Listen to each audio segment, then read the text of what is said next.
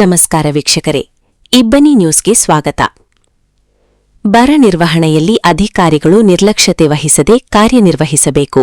ಶಾಸಕ ನೇಮಿಲಾಜ್ ನಾಯಿಕ್. ಕೊಟ್ಟೂರು, ವಿಜಯನಗರ ತಾಲೂಕು ಕಚೇರಿಯ ಮಹಾತ್ಮ ಗಾಂಧೀಜಿ ಸಭಾಂಗಣದಲ್ಲಿ ಇಂದು ಬರಗಾಲ ನಿರ್ವಹಣೆಯ ಟಾಸ್ಕ್ ಫೋರ್ಸ್ ಸಮಿತಿ ಸಭೆಯ ಅಧ್ಯಕ್ಷತೆಯನ್ನು ವಹಿಸಿದ್ದ ಹಗರಿಬೊಮ್ಮನಹಳ್ಳಿ ವಿಧಾನಸಭಾ ಕ್ಷೇತ್ರದ ಶಾಸಕರಾದ ಶ್ರೀ ಕೆ ನೇಮಿರಾಜ ನಾಯಿಕ್ ಇವರು ಮುಂಗಾರಿನಲ್ಲಿ ಮಳೆಯ ಪ್ರಮಾಣ ಅತ್ಯಂತ ಕಡಿಮೆಯಿದ್ದು ಬರಗಾಲದ ಲಕ್ಷಣಗಳು ಗೋಚರಿಸಿದ್ದು, ಮುಂದಿನ ದಿನಗಳಲ್ಲಿ ಬರ ನಿರ್ವಹಣೆಯಲ್ಲಿ ಸಂಬಂಧಿಸಿದ ಇಲಾಖಾಧಿಕಾರಿಗಳು ನಿರ್ಲಕ್ಷ್ಯತೆ ವಹಿಸದಂತೆ ಕಾರ್ಯನಿರ್ವಹಿಸಬೇಕೆಂದು ಸೂಚಿಸಿದರು.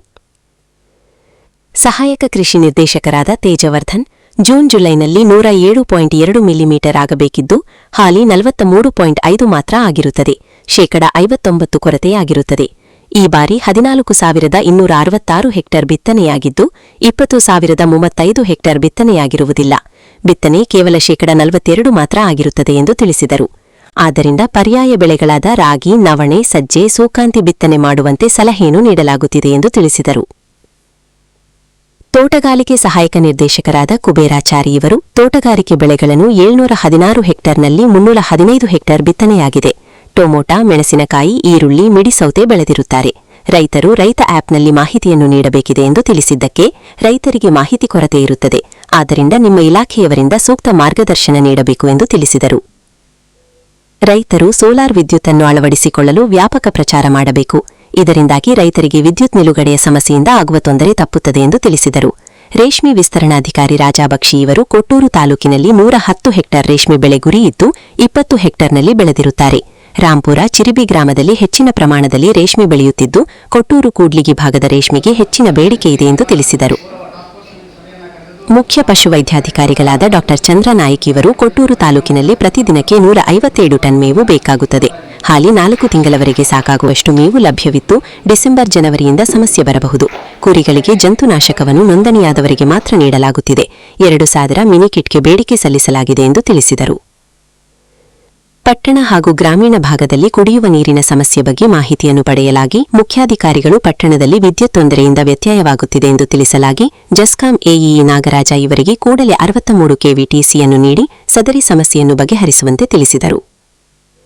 ಪ್ರತಿಯೊಂದು ಪಂಚಾಯಿತಿಗಳಲ್ಲಿ ಕುಡಿಯುವ ನೀರಿನ ಸಮಸ್ಯೆಯನ್ನು ಆಲಿಸಿ ಕೂಡಲೇ ವ್ಯವಸ್ಥೆಯನ್ನು ಮಾಡುವಂತೆ ಎಇಇ ಗ್ರಾಮೀಣ ಕುಡಿಯುವ ನೀರು ಸರಬರಾಜು ಇಲಾಖೆಯ ಪ್ರಸನ್ನ ಬಿಆರ್ ಇವರಿಗೆ ಸೂಚಿಸಿದರು.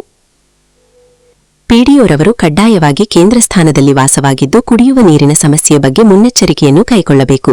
ಈ ಸ್ವತ್ತನ್ನು ನೇರವಾಗಿ ಖಾತಾ ನೀಡುವಂತೆ ಸಲಹೆ ನೀಡಿದರು. ಸಾರ್ವಜನಿಕರಿಂದ ದೂರಬಾರದ ರೀತಿಯಲ್ಲಿ ಕರ್ತವ್ಯವನ್ನು ನಿರ್ವಹಿಸಬೇಕು. ಬರ ನಿರ್ವಹಣೆಯಲ್ಲಿ ಯಾರೂ ನಿರ್ಲಕ್ಷ್ಯತನವನ್ನು ತೋರುವಂತಿಲ್ಲ ಎಂದು ಎಚ್ಚರಿಕೆಯನ್ನು ನೀಡಿದರು.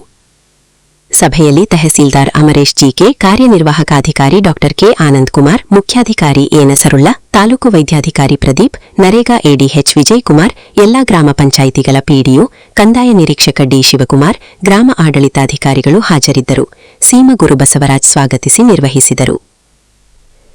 ವರದಿ ದಾದಾಪೀರ್ ಕೊಟ್ಟೂರು.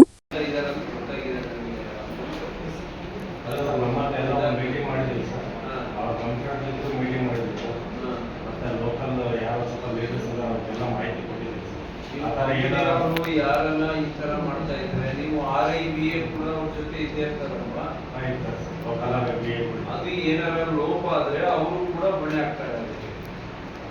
ಸೀರಿಯಸ್ ಆಗಿ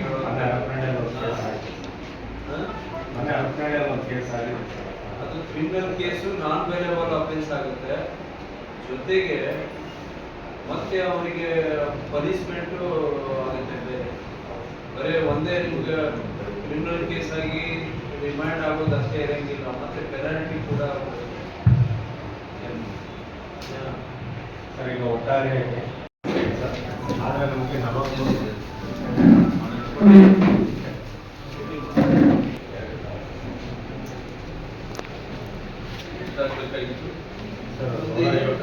ಕೋಡ್ಲೆಸ್ ಇಲ್ಲ